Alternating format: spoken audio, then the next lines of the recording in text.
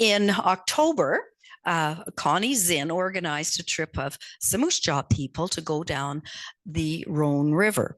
And we have three of the ladies here today that were on our trip. They're in the back row here, so they can be our experts. Anyway, I'd only been to Paris and Avignon before in 1973, and that's the only time I'd been in France. This time, we decided that this sounded like a good trip, and Noreen and I went a few days early and stayed in Lyon, and then we met the group to get on the river boat to head up the Saône River, up to Beaune, and then down on the Rhone River to get to Arles, the Mediterranean. We took a bus to Nice and stayed a couple of days in Nice before we left and came home. And I didn't realize how important the Rhone River was to Europe and history. I found out from this trip that it's the only major river that dumps into the Mediterranean Sea. All the rest, the Rhine goes north, the Danube goes into the Black Sea, so it becomes an extremely important transit route. The Romans used it. The Romans got all the way up to Lyon, where the river splits, and they made Lyon the capital of Roman Gaul, which became, of course, France later. Then, of course, because it's on the major river coming into the Mediterranean, it's a major trade route. So you had a lot of goods and transported through the Rhone River. So it became a merchant spot as well. They became masters at weaving cloth, especially silk.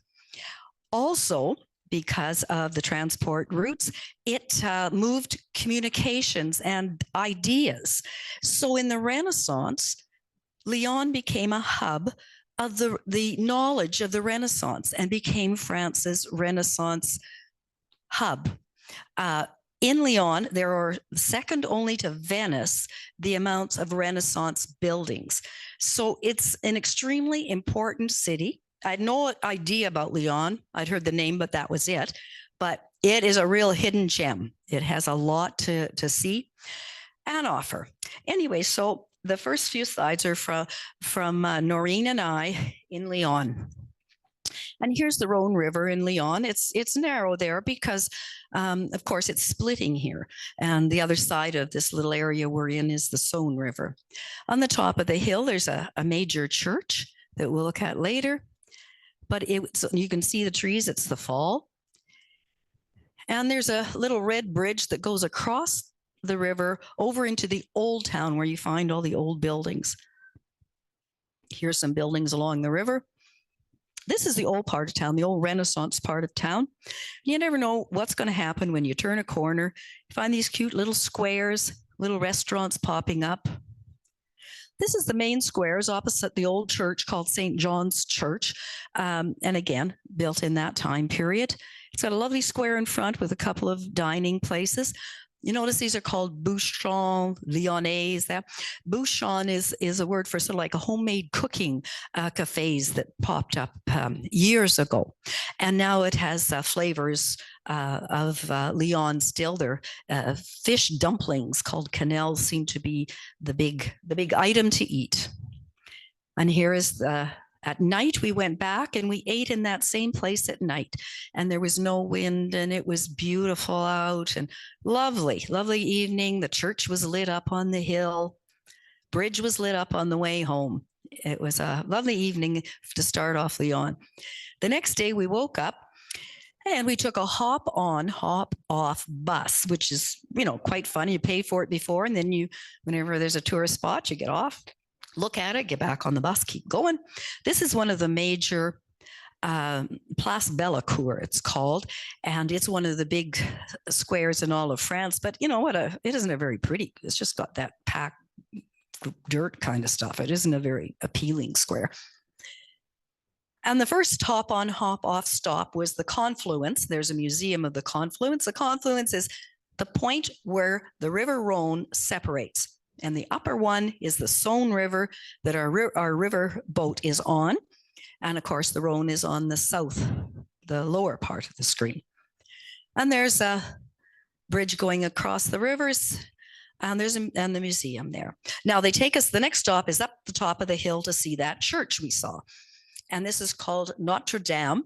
It was built when the French beat the Germans in the late 1800s.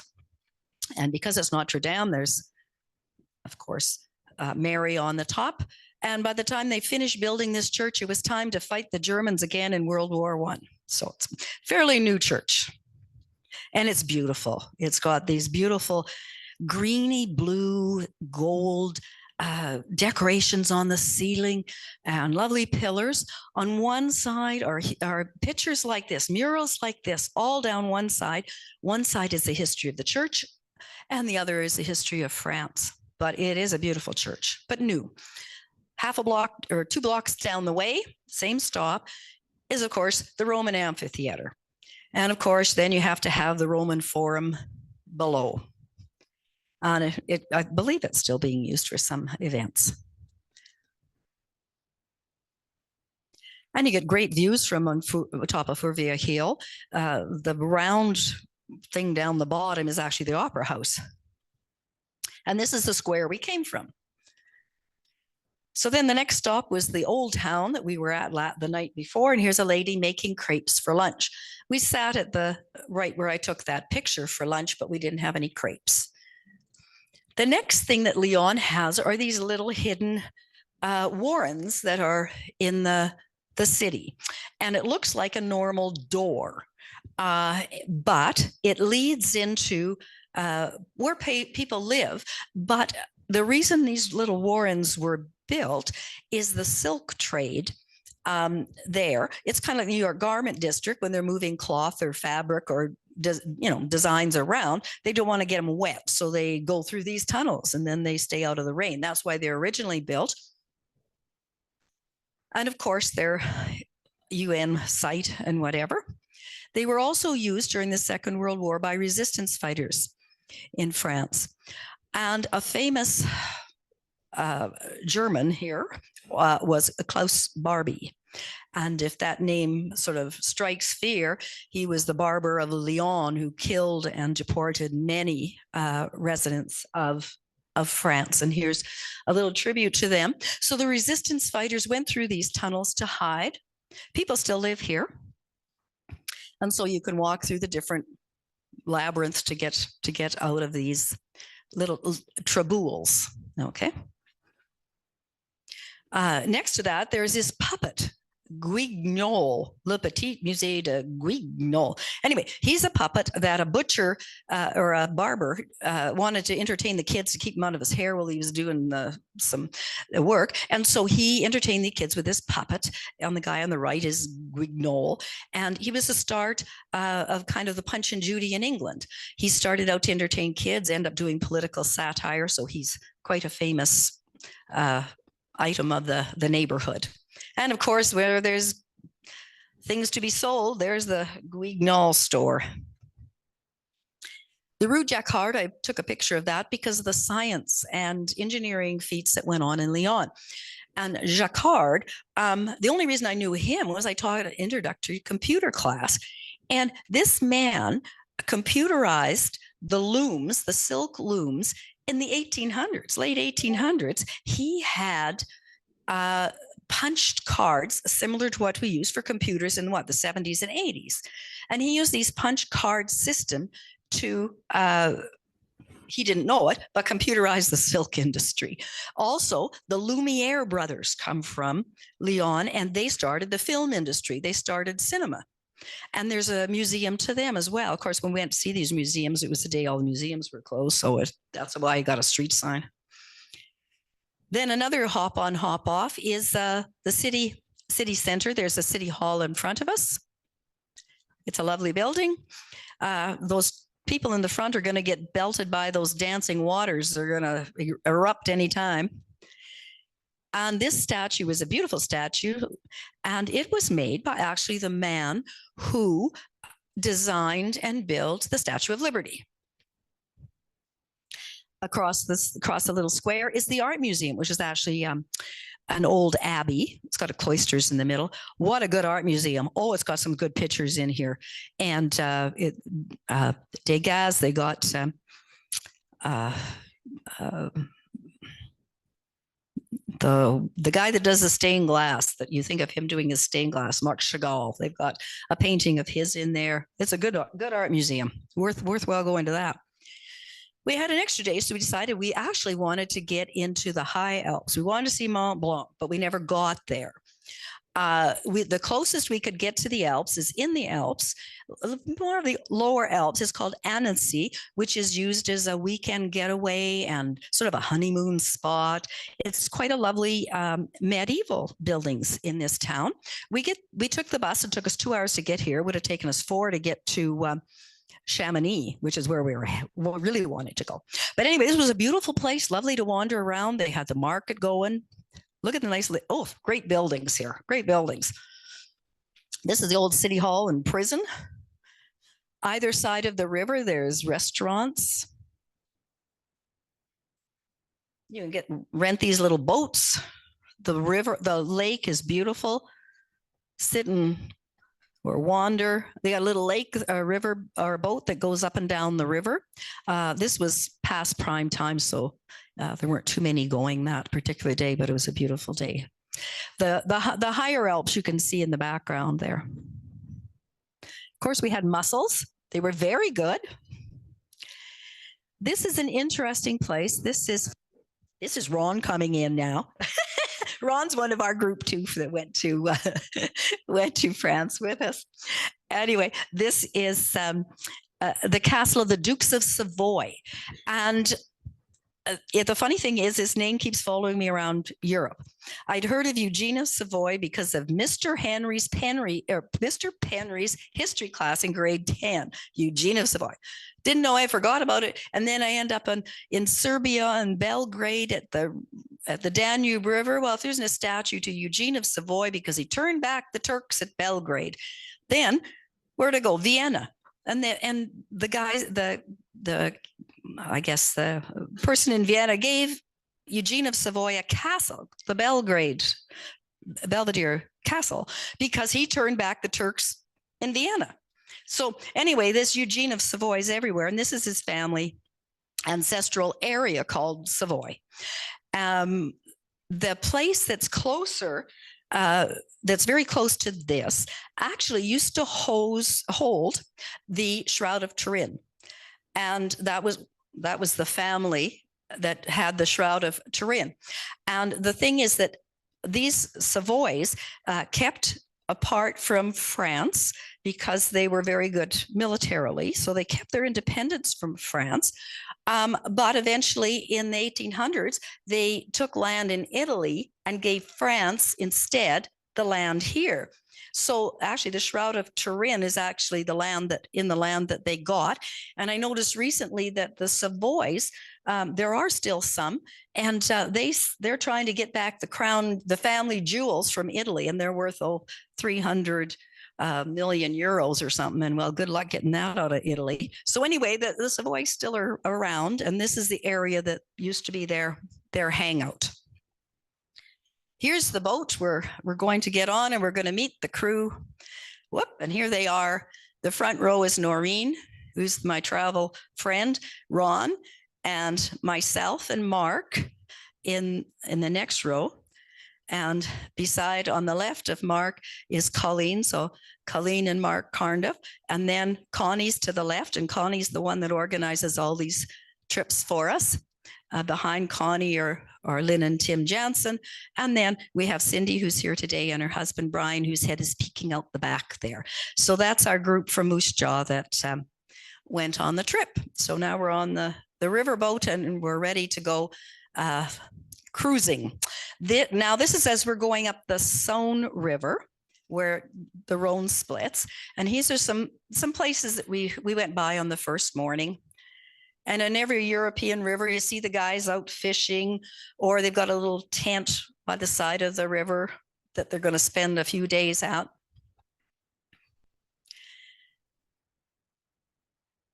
And now the bus You can see the bus shadow in the foreground. We're off to see the vineyards in Burgundy. And so these are all the vineyards on the way up to the main town in the area. And it's not just reds, there's a Chablis as well that they have here. Beaune is the name of the place that we're heading to. And it's a market village, medieval market village. And its claim to fame is it has this Hostel Dieu, 1440, not an 8, 6, 9, whatever. In other words, a hospital. And it was mainly meant for poor people who were sick. And look at this wonderful building. It's the building itself was just wonderful to look at.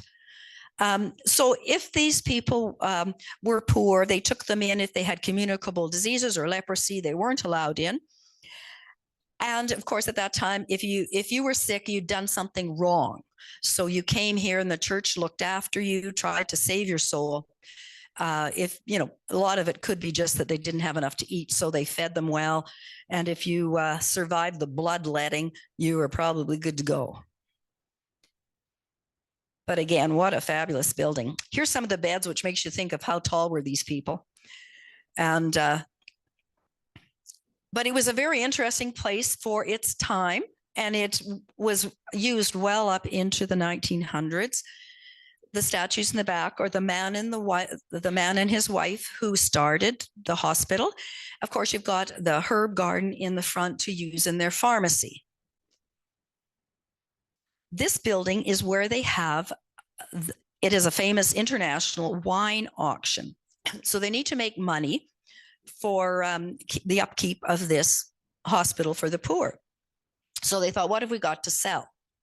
Well, look at the wines around the area. So they decided, well, let's have a wine auction. So this has been going on for 164 years. And the money has been used to, first of all, to fund the hospital for the poor. But now they had enough money, they built a new hospital in the area.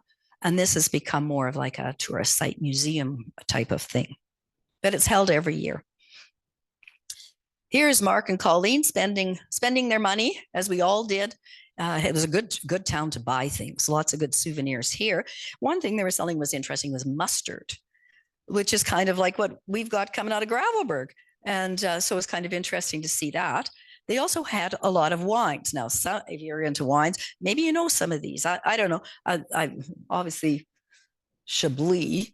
And I don't know, Montrachet I've heard of, but I don't think I've got enough money to buy that stuff. I don't know. If anybody sees anything, there's that Puily Fousse. That looks some kind of familiar, but anyway, it's still on the shelves. And every place not every place, but so often even out of the Lyon train station, they had a merry-go-round. It seems to be the thing. They seem to have these all over the place. And why not have a statue in City Square of wine bottles for the kids to play with? And there was a little concert that was going to go on here. Also, I didn't get a picture, but there was some kind of world-class baker or something that was in this town and had a store as well. Back on the boat. We're going back towards Lyon. And here we are at the confluence. And then our ship was ready to stay for the day. And the morning people did different things. In the afternoon, we went to this little town called Perouge. And it's supposed to be, or it's labeled as one of the prettiest towns in France. It's a walled city. It is medieval. And there are 1,000 people that live here. And we actually saw some kids in school.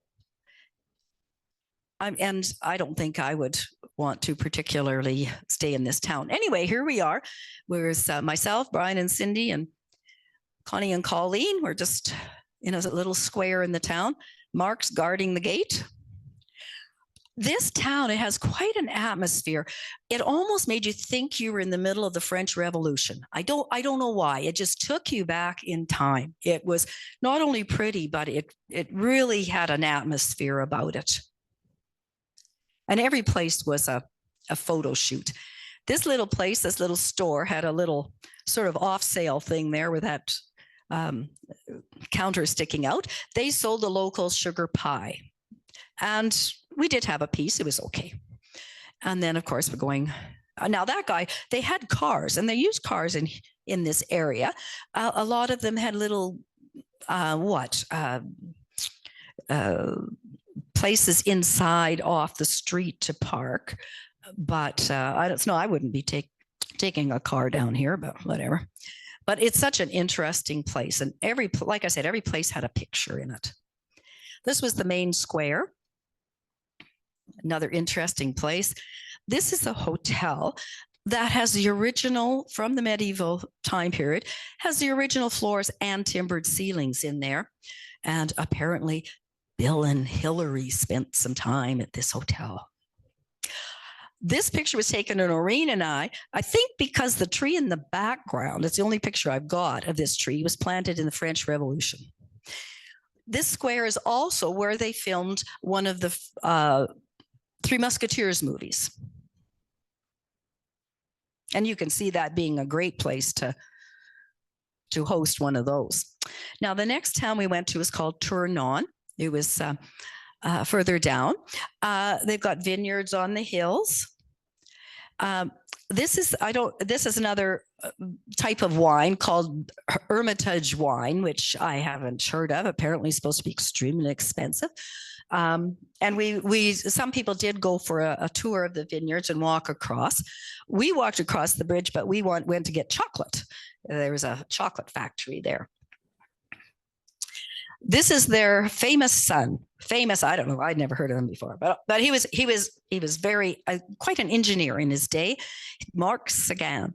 He not only helped with the train industry by doing some work with boilers to somehow get the trains running in the early 1800s to further the technology, but his big claim to fame is he started a 3-wire coil suspension bridge. Don't ask me, I'm not an engineer. But anyway, because of this 3-wire coil thing, he made suspension bridges like this one. This is the first one he ever built. It's here.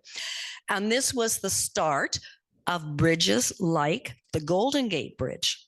So this is the kind of technology this Marc Seguin started. So I'm sure he's very famous for people in engineering. City center, and we have the men playing patong, is what they call it, or boules or whatever. And there's a whole bunch of them. Must be doing that instead of their morning coffee. And we went for a walk around the town. It had a fair amount of money in its day because the cardinal from this area was good friends with Francis I, and so a lot of money poured into the area. And of course, the vineyards going up here are from actually the church. Now, the next town, every little town had something different. This was called Viviers. It had an earthquake that had gone through here. And a lot of people had decided not to rebuild, because if you're going to rebuild in these historic areas, you have to follow the plan.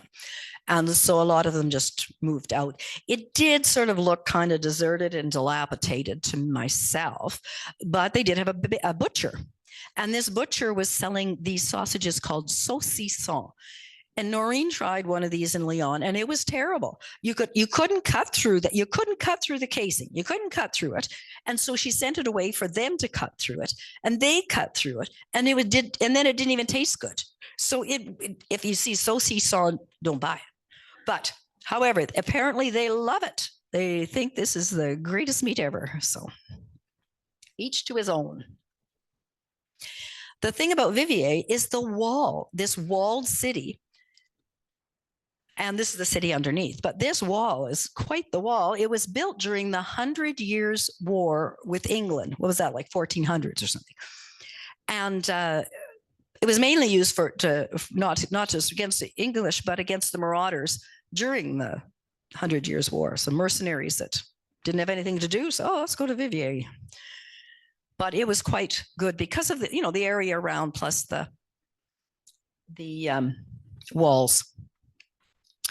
Now, here we are. We like to be sunning ourselves, but this wasn't a sunny tour, because the whole time when we were looking at before we were going to go, the weather said pouring rain every day. So, oh, really? Anyway, Every day we woke up, no, the rain was coming the next day. Okay, be ready the next day. We wake up the next day. Oh, the rain's not coming to the next day. We put off the rain the whole time. We really lucked out. So it may have been cool, but we didn't get rained on. Maybe one day it drizzled a little bit, but only for about an hour. Anyway, that was that. So that was good. But somebody got rain because towards the end of our trip, that river had huge logs going down it. So thank goodness we weren't on getting hit by those. And for entertainment on the ship, Noreen and I played patong or boules or something that one day. And myself and my partner, I don't know who he was, we won some chocolates from Vivier. So anyway, I was excited. And then further on, and also on the trip, they had other entertainment as well. They had a band come in that played 50s and 60s music. So we had a lot of fun that night. And they had a French cultural group come in another night. So they kept us well entertained. And further along the Rhine, of course, this is we're getting into more of an industrial area and a lot of energy generation here. We've got the nuclear windmills. And next stop is Avignon. And this is one of the places I'd been with my friend Beverly Montague in 1973. We only stopped there for an afternoon. And we walked around all of the buildings of Avignon, and most of them were built because of the Great Schism of the Catholic Church in the 1300s. Here's a Roman wall. Here's the city hall. And this was kind of cute. This was a bicycle rodeo that these little kids were doing. And I thought that was kind of cute that they would be doing the same thing, but they're doing outside of City Hall. So anyway, the Pope Clement decided he wanted to get out of Italy because the city-states were feuding so much. He thought, well, let's get out of here. Let's rebuild the Vatican in Avignon. So they built all these beautiful buildings they were there for 70 years. And of course, what have they got outside the historic Avignon is, of course, the local street sellers. But really beautiful area. Also, this was the bridge across the river in Avignon. So it was called, when we were in public school, my brother and I had a teacher named Mrs. Flattickfall who taught us this famous song. Sur les ponts d'Avignon, on y danse, on y danse. Anybody remember that one? Anyway, when Beverly and I went in 1973, we went on that bridge and we sang and danced that song for Mrs. Flattickfall. Now you can't get on it. It's closed. You can have a look from it way above or from below. You're not walking on that bridge. So anyway, and then I made the tour guide was going to leave it. She says, yeah, and here's a bridge. No, come back. We're singing this song. I came all this way. We're singing this song. Well, if there were a bunch of other Canadian women on it, and they sang along too. So the Canadians represented us well, and we were singing the song.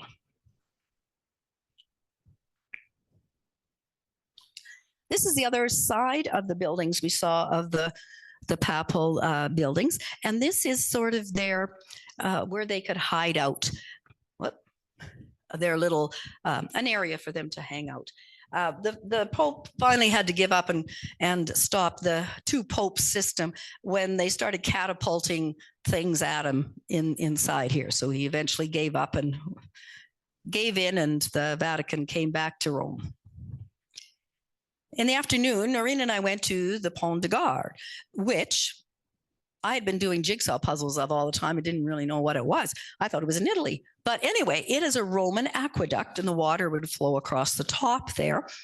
And it's an engineering marvel because apparently 40 miles between Uz and Nîmes, it drops off at a very minuscule rate, like a centimeter a mile or some ridiculous amount like that, to keep the water flowing. And so it's an engineering feat by the Romans, and it's still standing. Oh, and Oh, this is really good. Of course, over the years, you have all of the people from Europe doing the tour of of Europe, and of course, they're putting their initials and names, carving them in. So what's changed, eh? So everybody's defacing the material even back then, and but so what happened is people started wanting to get across and using the bridge. So then they take some of the bricks out of the middle of the pillars and use it to walk across. But of course, that became unstable. So they had to build this side part on that we're on the side part to stabilize the bridge. So that's built. This is a new thing built on. The next stop is Arles. Now, this was a double for your money place, Arles. It had lots of nice little buildings. It was a Roman center, so you have Roman things, but also Van Gogh stayed here, and Saint-Remy, which is a neighboring town. And this is where he did his most famous paintings. So it was really quite an interesting place. Of course, you got the Colosseum. You have to have the Colosseum. It's a Roman town. And now they use the Colosseum for concerts, as well as, I don't know, maybe these other guys got it's some new way of doing bullfighting where there's less gore, and I don't know, I never quite got the rules of it, whatever. And if you can't have a Colosseum without a amphitheater, so here's the Roman amphitheater, also in Arles. But the most interesting and different thing here was the Van Gogh and the Impressionists. So here's the tour guide. She holds up a picture of a painting, and then you're on the spot where this painting was painted. So here is the restaurant that he painted back in the late 1800s. This painting was of a hospital for the insane, Santé and whatever. And he went there when he was having his breakdown. And so this is as it is today. This is where our boat is. It's harbored in the Rhone. This is where all the big logs and everything were come down the river. So somebody got the rain that we didn't. And what was found in this river was a bust of Julius Caesar. So there's a lot of Roman ruins hanging around this area. Right in front of the boat was this picture that Van Gogh had painted. And it's called Starry Night, but it's not the one that we know. It's called Starry Night on the Rhone. And our boat, this is what we saw out of our boat, and that's where it was taken. But it doesn't really look like the painting. So that night, when it turned dark, I convinced this Australian woman who was an art teacher who became one of our group, her and her husband. And I convinced her, oh, it's dark. Let's go see if the picture is really right. And it was. Now, the picture I took was fuzzy, so whatever. So anyway, this is exactly what it looked like that night from our boat. And we were right there. I thought, oh, how cool is this? And then they put us on a bus and took us across the coastal Alps and a bit of Provence. I never saw any lavender fields. I don't know if anybody else did. I didn't see any. But so anyway, we went over the coastal Alps, and now we're in Nice. And Noreen and I stayed on the right across from the Mediterranean. And this is our lunch. We decided as soon as we get there, let's have lunch and people watch. And so whenever we needed something to eat, we always had a croque monsieur or a grilled cheese sandwich. And then they put some other funny cheese on the top of it or something. I don't know. We had anyway, it was very good. And the Promenade des Anglais is, of course, this famous walkway around the Bay Area. And these are some of the things you see. A terrible beach of big stones, but I mean, you get sun and some surf, I guess. And this is the Promenade des Anglais. And along there, you get some restaurants on the beach. You get some seats to see the sights. And this is a very famous hotel it can't be that famous. I never knew about it. Anyway, it's called the Le Negresque, and according to this sign, it's one of the finest properties in the world. So, of course, Noreen and I, we're going to go in and have a look at this. And this is what we saw before the guard bounced us out of there. It was a riffraff. And but it looked pretty nice. And who had stayed there before was Richard Burton and Elizabeth Taylor and the Beatles. So this is the place to stay if you've got money and you're in Nice. And this was kind of interesting because they built this earthworks every morning. They'd get some little digger thing and they'd pile up all this sand so that they could have a restaurant there if the tide was coming in. And here's some more buildings. This was the main square. It was semicircular around this Neptune statue, and they're all pink. So when we got lost one time, there's the pink buildings, Noreen. We know where we are. We're at the pink building. And then, some different restaurants around the area. And then we found a little bar across from the ocean, and we watched the sun go down. It was very pretty. Went and had some supper. And here's the next morning. We're up really early at the same restaurant we had lunch at. We decided that was our stop. And first of all, they take us to Cannes. Well, here's where they have the Palme d'Or, the Cannes Film Festival. This is where they give out all the awards. So here's their Walk of Fame. Meg Ryan, Catherine Deneuve, Julie Andrews. Here is the red carpet walk that the celebrities take. And here's some celebrities making our little pose on the red carpet. And, maybe I should have, yes. Oh, did you guys get a picture taken there of the thing? No? Oh, and here's the harbor in Cannes. And all of the beaches around here are lovely, just to drive around. And we both took tours of the same area that day. Our tour guide took us. He was just a taskmaster. All right, we're going here. Get moving. I was like, oh, geez. I was worn out. Anyway, but we saw lots. And then this was, of course, these little towns are areas of the rich and famous. And this is Saint Paul de Vence. And apparently all the wealthy guys go here. But they didn't kick us out of here. So we're good to go. And I'd never heard of Fragonard perfume, but I'm not much into perfume. But some people had heard of it from our group. And you weren't getting out of here unless you went in. You were going to see this perfume, whether you bought anything or not, you were going through there. So everybody got to see that. And then also here, there was a garden of cactuses, and you walked through the garden of cactus up till you got to a high level. We managed to get up there. The islands at the very top are apparently some of the richest properties in the world. Who knew? I don't know. I'll never see them. And then this is in Monte Carlo. And this is on top what they call the Rock, which is a promontory. And a lot of the royal buildings are built here. This isn't a royal building. This is the Jacques Cousteau's Marine Institute is here with his little yellow immersible. And this is an area where I think one of Rainier's daughters lives, the youngest one. This is the church where Rainier is buried. And remember, he's the one that married Grace Kelly. And he died a while ago. Anyway, this is his grave behind the chapel in the church. We looked for Grace Kelly's. We could not find hers. I think they've hidden her in some, I guess you don't want to distract from the king. I guess she was enough a distraction in her day. So never did see where they buried her. And this, of course, is the harbor from the promontory, the Rock. This is their palace. We couldn't go in there either. I don't know. Everything's locked up or something. I don't know. And this is the start of the Grand Prix right there.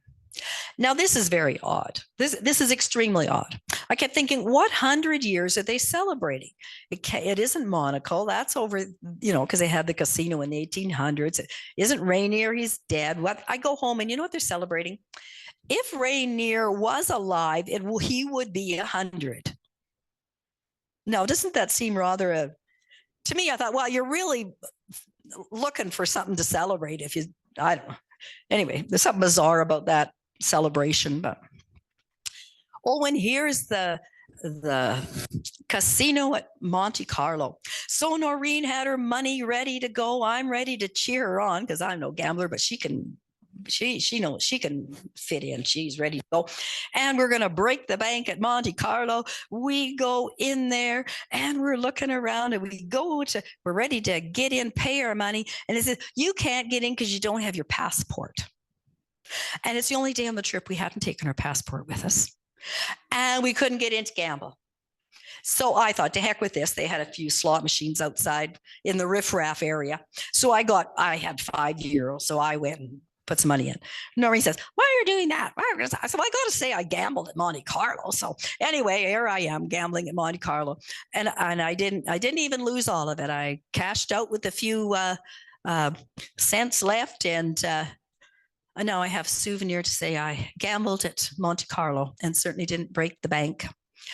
And so anyway, here we are outside again, and they've got all these fancy cars from all the rich guys that drove up there to get, to drive away. And on the other side there that isn't showing is a black Lamborghini, and the guy's revving the engine, and down the stairs comes this beautiful model who gets in the side of the car, vroom, vroom, vroom, and off they take. And so then immediately I go up to the guard and ask him where the closest bus stop is. So yes. So how have the mighty fallen? So anyway, we did find the bus stop, but that was another adventure getting home from there. Anyway, we did get back eventually to our hotel, only to wake up at 3:00 the next morning, and we're off home. So that's it.